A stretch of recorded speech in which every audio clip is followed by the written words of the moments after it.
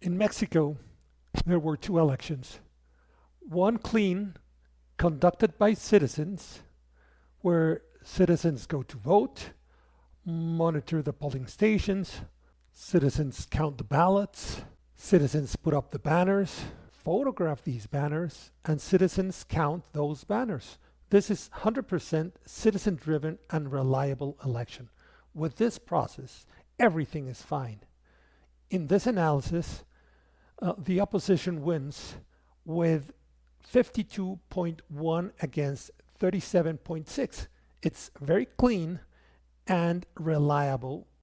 Here, a sample was taken as scientists did with the famous conteo rápido. This sampling takes small parts from all over the country, from wealthy areas, from marginalized areas, from middle class areas, from cities, from rural states, from all of Mexico, and thus a small amount can tell us the larger picture, the total results. In fact, this has a confidence level of 95% with a margin of error of only 3%. In this citizen quick count, the opposition wins with 51.7%. Now we're going to open the faucet and see how much this water is contaminated as more elements are added. For example, polling stations that don't have banners to verify the votes, there was no citizen participation, records don't have the correct metadata, how the records reached the district count is unknown, etc. As it gets dirtier and there's less certainty, more and more votes appear for the ruling party. In these records, you see duplicate records, you see entire polling stations with votes only for the ruling party, fake signatures everywhere. There, the government wins.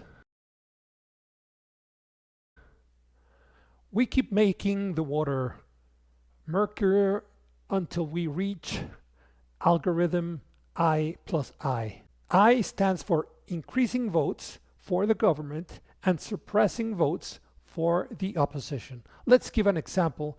In the state of Mexico, where 2,300,237 votes were shaved off Xóchitl and 1,945,141 votes were inflated for Claudia.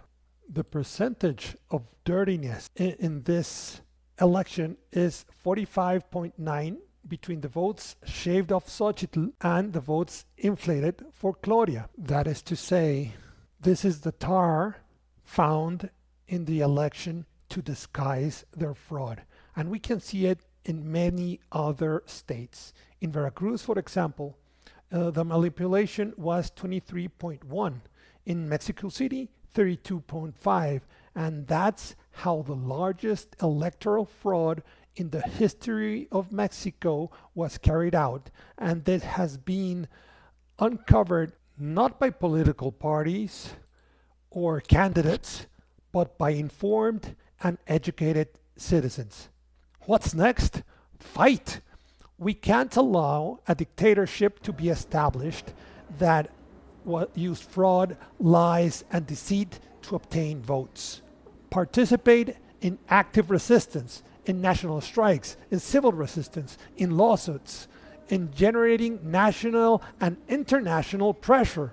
We must change the rules of how voting is done so that a fraud of this nature is never happening again. Imprison the people that participated in this fraud and remove this illegal government. It has no right to govern because it was not elected by the majority of Mexicans.